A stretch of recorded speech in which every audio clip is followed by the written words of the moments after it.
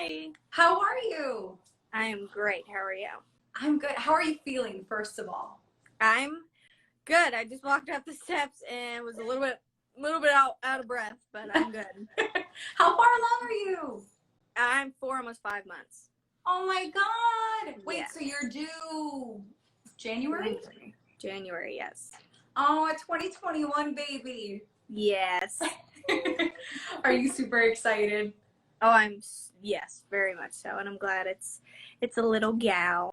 I love picking out girl clothes, so it's fun. Oh, perfect. Do you already have a baby name? We've been tossing names back and forth. We're not 100% sure. We still have some time.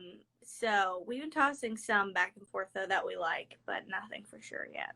Oh, I love that. Are you in have you already started looking at stuff for the room? Like for the Oh baby? yeah. Yeah, Like the nesting nursery. hardcore? 100%. Yeah. It's just getting to that point where I think it's okay to start buying stuff. So Yeah. for sure. That's what I'm doing. Oh my gosh. I'm sorry. I had to ask because I'm like, No, you're fine. This is the most exciting thing ever. Yes. Listen, with all the craziness that's going on in the world, Yes. like baby news is the best news. It's good. I mean, it's a good time for an artist, believe it or not, to have a child right now because there's so much not going on. Yeah. So, there's a lot of time. So, a lot of exciting stuff's been happening. And the good thing is that you and Kate have been able to spend so much time together, even more so than usual. So that's awesome. Yes, that has been really nice as well. Not sitting down and eating, and every time I'm like, well, I have to go to Atlanta or somewhere crazy on Saturday. So it's been nice to have actual conversations. Yeah. Oh, that's awesome. Have you guys picked up something different, like a hobby or something new this quarantine? Believe it or not, no. We're pretty boring people. I've just been honing in on cooking and baking, trying to figure out how to do some more upgraded meals. What's your go-to? Because I'm not gonna lie, the Instant Pot has been my jam. Instant Pot, yeah. My mother-in-law uses that a lot. I use the air fryer a lot. Oh, see, I've been wanting to get one, but I haven't. They are helpful, I'm telling you right now, and they're great. So, air fryer, I normally just go-to that's good all the time would probably be any type of chicken. However you marinate it, you could put salt and pepper, onion powder, garlic salt, whatever on it, and it just turns out really good. So chicken I always am making. Oh, girl, I'm about to jump on Amazon. Come on over. Yeah, come on over. Well, here's the thing. We've been talking about life things because this is how it is, but I have to talk to you about your song. Okay? Yes. Because when I first heard I Hope, I was like, oh, this is dope. This is awesome. But my favorite is that at the very end, you're like, sucker. It's my favorite thing because it's the most relatable. It's probably one of the most relatable breakup songs ever.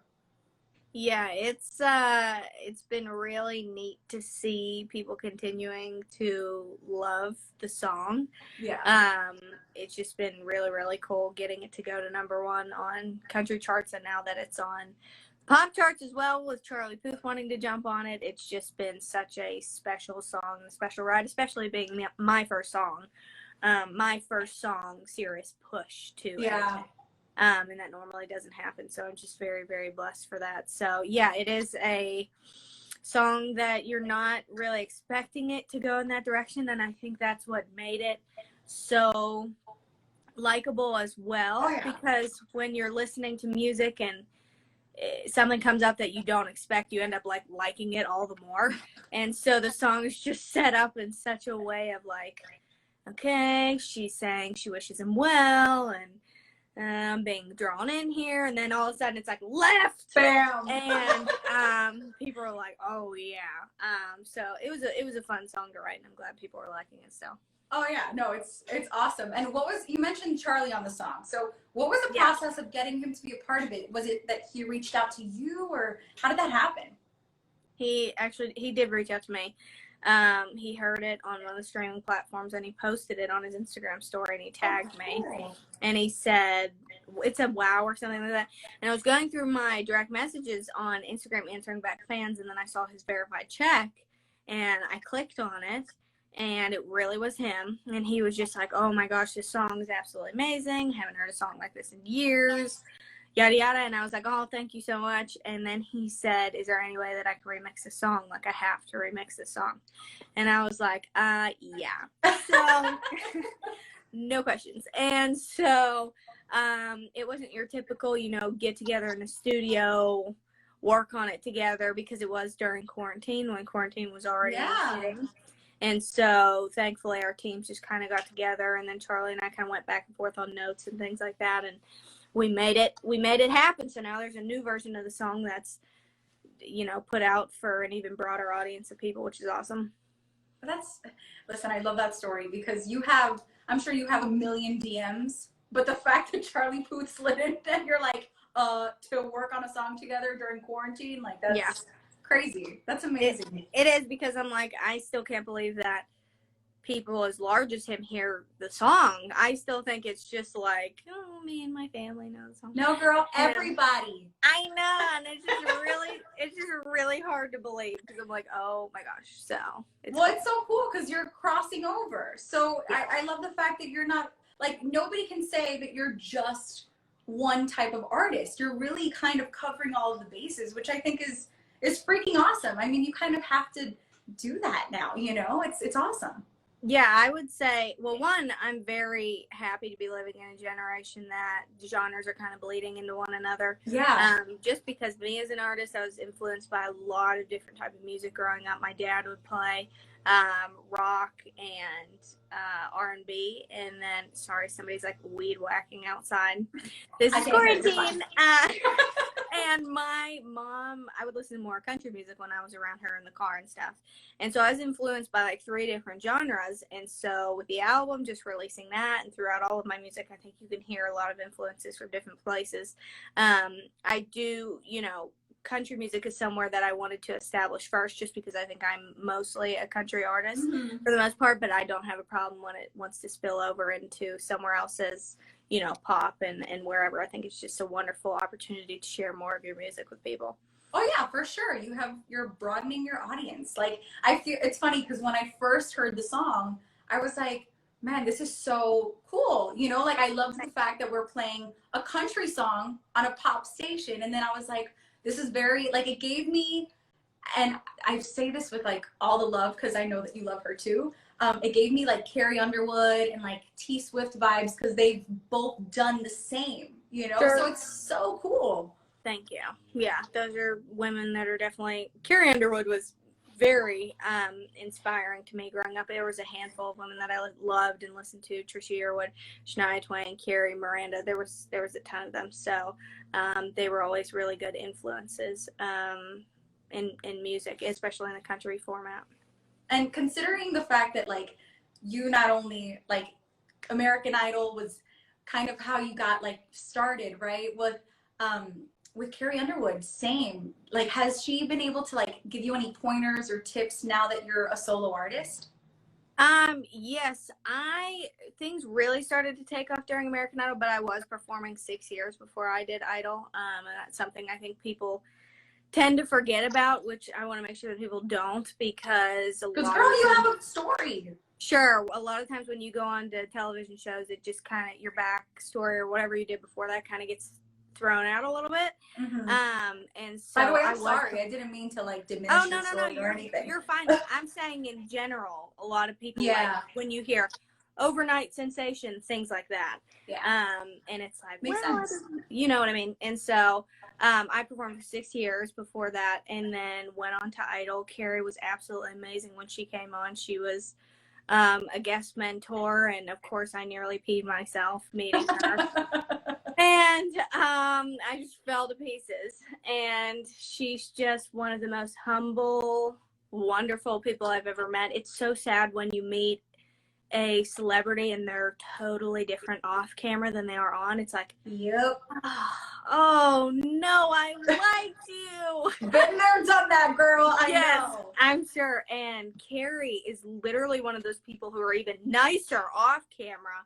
I love you know what I mean? She's absolutely wonderful. And so she's given me a lot of great advice. She gave me her phone number after the show ended and stuff. And said, if you ever need anything, like, let me know. Did and I you was call like, her?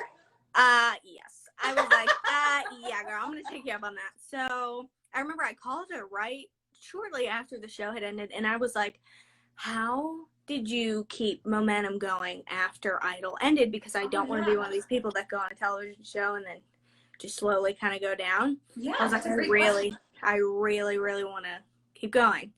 And I remember she basically had just said on her small days that she had off, she would just continue to work. She is just a workhorse, and I applaud her for that because she's a very hard worker. And so she would just write and record and build her team and just really, really focus on getting original music and getting it out there, and just doing the real grind, even on the days that she was tired. And so I was like, okay, I'm going to do that, because I was willing to work hard as well. I just needed to know kind of what to do. And she said work on, original music and writing and stuff. And so that's when I started to dive into Nashville. And then I Hope was the 4th song that I ever wrote in Nashville. And wow. Yeah, it kind of came together quickly. So it's all been a huge, huge blessing.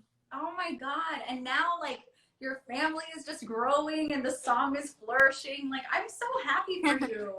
Thank you. Yes, lots of blessings. The Lord is very gracious to me. So we're enjoying this time of kind of quietness right now. Yeah. And just allowing everything to sink in, because it's really hard to let everything sink in when you're moving constantly. Oh my God, yeah. It just sinks in a different way. Yeah. And so it's been really nice. Oh, that's awesome. And I have to ask, because I know that we have quite a bit of people watching right now.